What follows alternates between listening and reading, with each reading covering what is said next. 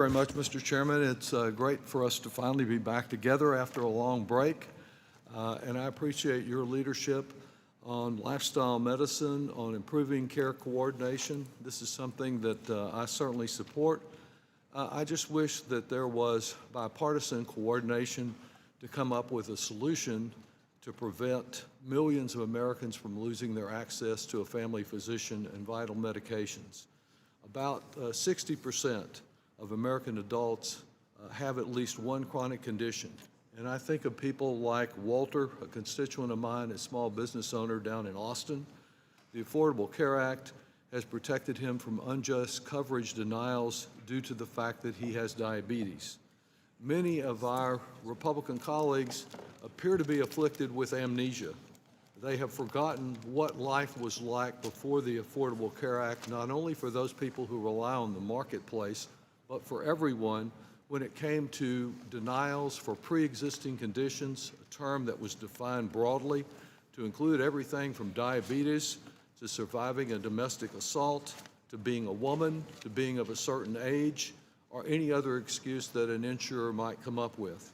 Thanks to the protection for pre-existing conditions, Walter and his wife have been able to rely on marketplace plans to maintain his diabetes treatment and protect them from any other type of unforeseen emergency.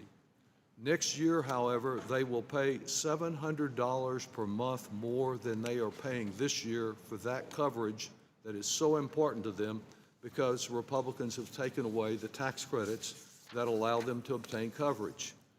I agree with Republicans that we need better cost containment, but they have not acted on some of the remedies that would get us there, such as prescription drug price gouging and Medicare fraud, proposals I've advanced.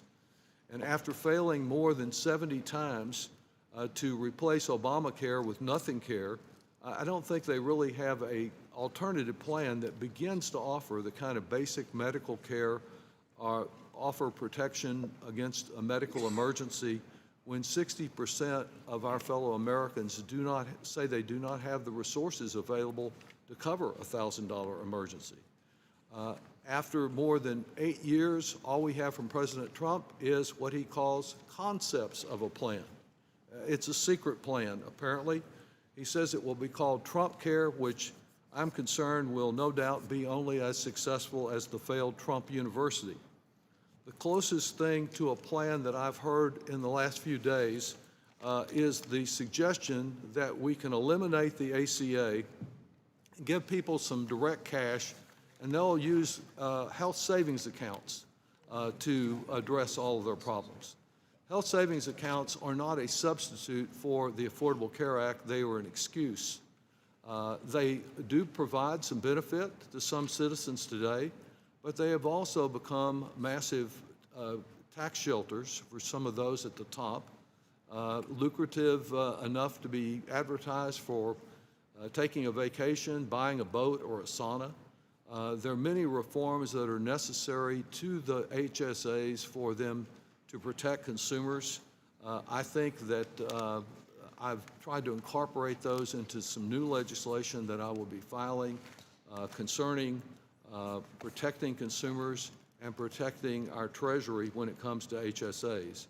Because even if taxpayer dollars are provided for HSAs, expecting the sick and injured to have the time to go out and negotiate against a powerful insurance company or healthcare conglomerate, they face some pretty tough circumstances in terms of negotiating. And I doubt that President Trump's claims that he made in August of this year that he was going to lower drug prices by 1,500%, not 50%, he said, but a 1,500% reduction will work, that this will work any better than that kind of claim. So I would say at best, we have to come up with a way for people like Walter and other Americans to afford access to their care. Extending the tax credits is the best way to do that, and we need to avoid faulty programs that will leave vulnerable Americans without protection. Let's improve care coordination, but first, let's ensure that we protect the ability to receive that care. And I yield back and thank you, Mr. Chairman.